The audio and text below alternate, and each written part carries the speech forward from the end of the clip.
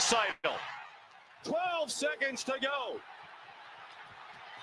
Florida trying to end it up against the wall, which would be fitting. 3 seconds to go.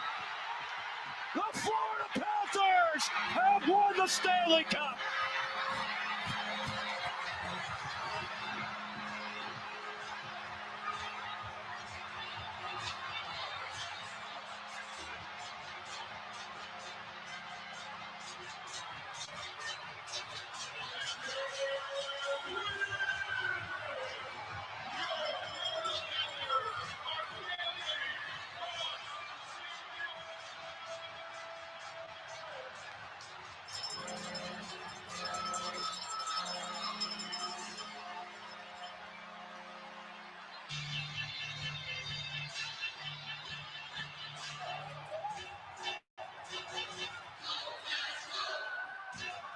For the first time in their 30-year history, the Florida Panthers are Stanley Cup champions. They made it about as hard on themselves as they possibly could, battling a valiant Edmonton team that had rallied from adversity all season long. And Paul Maurice, coaching lifer, 30 years in the National Hockey League, has his Stanley Cup.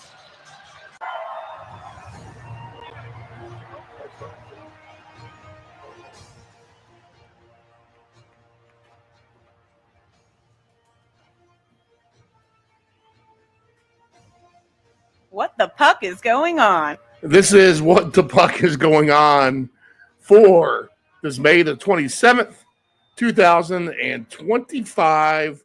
One game on the board tonight with Dallas and Edmonton as we look at a game for Edmonton in control now. 2-1 after they got flattened on the comeback by Dallas in game one. They've been able to, again, get off the mat and be resilient and take the next 2 games. We'll see if they can advance to a 3-1 lead on home ice tonight. Recapping last night, Florida up 3-0, unable to put the final dagger into Carolina. So the Hurricanes will return home. They'll bring Florida with them, and we'll have a game 5 in Raleigh as the Hurricanes win 3-0 over the Florida Panthers. Nephew Dave is on the line as well. Nephew Dave, how are you doing? Good evening, sir. All right, and another night of NHL playoffs. Looks like we have, if I'm correct here, Dave, it looks like we have a game tomorrow, and then let me just double-check the schedule here to make sure we got one for Thursday, and it's not Friday night, as we'll switch back to Dallas with Edmonton after the game for Edmonton tonight. So looking at the schedule, and I'll determine if we have a show, of course. This is all knowledge I should already know. Yeah, it looks like Thursday is Thursday Edmonton, Dallas, Friday. Yeah, Thursday we're back in Dallas. So we'll have a show on here the next couple of nights. Anyway, good call by you, Dave. On the angles of goal scorers, I mean, we have plenty of them with the exception of last night and being able to, try to pair a couple together for a nice payout. Unable to pair a couple together, I've been fortunate enough to get a couple of first goal scorers at good prices as well. We hit a nice one with Gustav Forsling at 55-1 last Thursday night, I believe it was. And then we followed up with Ryan Nugent-Hopkins the following night at 19-1. So a couple of good first goal scorer payouts that's been able to carry us through the semifinals to make them profitable, at least here at this point. Your reaction, Dave, last night to Florida failing to sweep the Hurricanes? Well, Steve, you knew we were going to get Carolina's best effort to at least avoid a sweep. To go, 16 games, 16 straight losses, that is, in the Eastern Conference Final. And that's just a game where, if you watched it, we thought that's kind of what the series would be. They played like they did throughout the first and second round, and you got to wonder where that game has been Florida just really had nothing going on the whole game. If you watched it, it was like you were watching the Hurricanes play the Capitals, where the Capitals had just zero going on at all times, no zone time. We saw that from Florida last night. So again, you wonder, hey, Carolina, where has that been? You probably wouldn't be in the hole you are if that's the game that you played throughout the series. Steve, I don't know, still a real tall ladder to climb there for them. It could be over next game. It still has to go back to Florida should they win at home. So I think their time is short, but a nice recovery there from Carolina in that last game. And unfortunately for Florida, or for Carolina's sake, Florida has experience blowing the lead and then being able to seal the deal when they have to at the end of the day. In the Stanley Cup last year, going up 3-0 over Edmonton, blowing that 3-0 lead. Everyone thought Edmonton would win that game 7, at least in the media and everyone with their picks. Not I actually picked Florida that game. And that was the case. Florida's able to win that game against Edmonton. Dave, you've been high on Dallas in the series from the get-go. We've seen now 3 games. We've only been able to talk about game 1. But are you still strong on Dallas here on the road? Down 2-1 at Edmonton tonight. Yeah, Steve, I think, that they can still do it. Edmonton at home is going to be a really tough game, no matter how you play it. Dallas puts up a really nice effort game 1. Then here come the Oilers. They put up a nice effort game 2. Game 3, they put up a nice effort as well. Just wondering if the tide turns back to Dallas and this goes, back there to home for them tied up. I could definitely see it. I think we're going to see a little bit better from them this time out. It'll be no cakewalk, that's for sure. But Steve, I still think they have the horses to get it done. And most likely, if we do get a long series of 7 games, then this would be a Dallas type of win tonight for sure. Real quick, back to last night and talking about first goal scorers. I did have Aaron Ekblad, and he was about 6 inches shy of getting that first goal score last night, as his shot off the Sebastian Aho stick trickles just right of the net post. I wanted to note that only because Ekblad was such a big payout for that last night as well. I might go back to the board of Nugent Hopkins, Dave. Anytime goal scorer tonight plus 275 looks like a fair price to me. And even a first goal scorer, let's see what he's paying out for that.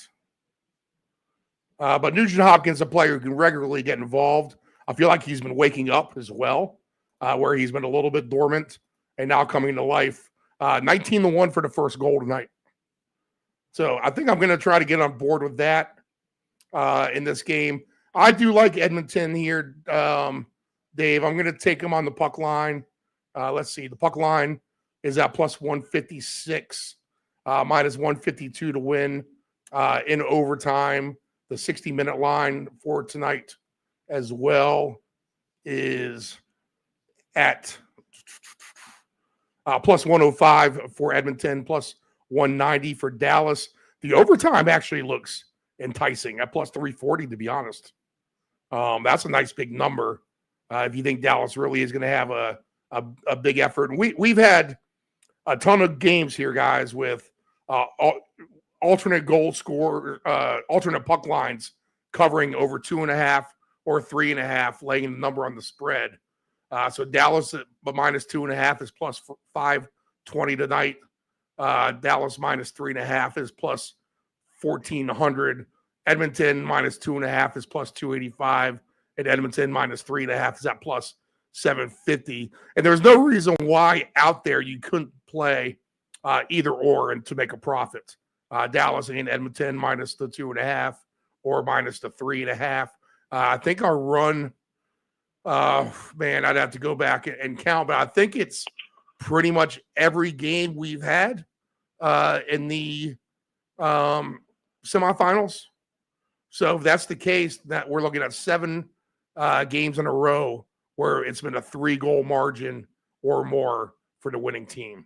So big payouts available in the alternative spread market as well. And if you've been playing those guys and then picking the right team, you're having a fantastic playoff. Who might you be looking at for a goal scorer tonight, Dave? Steve, I'm going to look to Rope Hence Right. there for the Stars. Plus 260 anytime and 18-1 for the first goal of the game. I'm just thinking, he's somebody that's going to need to get involved for them to tie this thing up. And we've seen it before. He is the man for the job. I mean, they've got a cast of characters that can do it. But I got to believe Rope Hence is, somebody that really needs to get going for them. And I like those goal scoring numbers there for him in Dallas. In fact, I'm going to play that as a little 2-game playoff, Dave, or 2-game parlay, which pays almost 10-1 for Hentz and Nugent Hopkins. I think that's a good little ticket.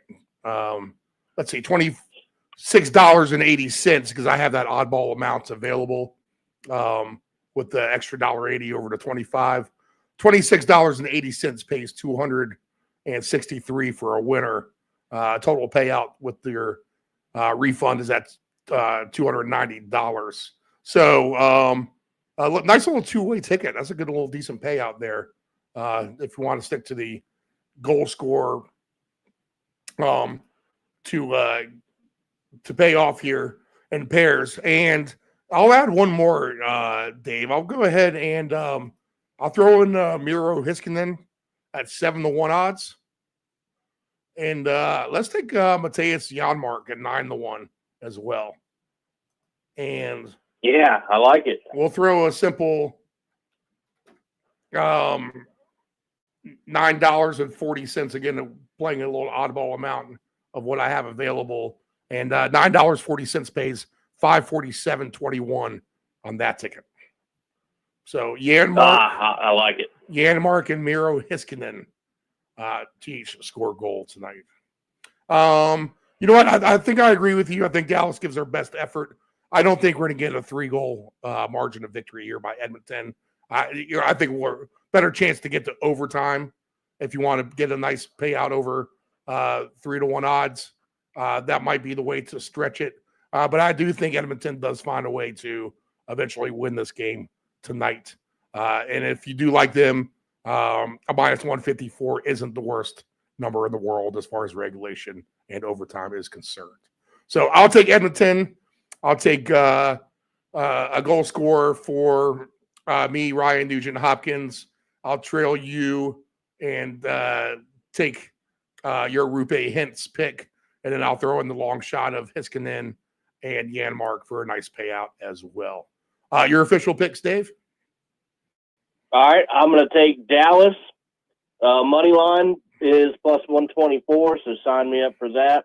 And give me the Rope Hintz goal scoring. We're going to stick with that. I'll look at a couple more things here. I got a nice $20 freebie sitting in the bank right now from a promo from last night. So we're going to look at some different plays, Steve. But give me Dallas and give me Hintz to score tonight. All right, we'll check back tomorrow night. We'll see how we did, and we'll talk about Game 5 with Florida and Carolina. All right, Dave, good luck. All right, good luck. All right, guys out there, good luck on your tickets. This is what the puck is going on here on the Deep End Broadcasting Network. We'll see you tomorrow at 6 p.m. Eastern Standard Time. What the puck is going on?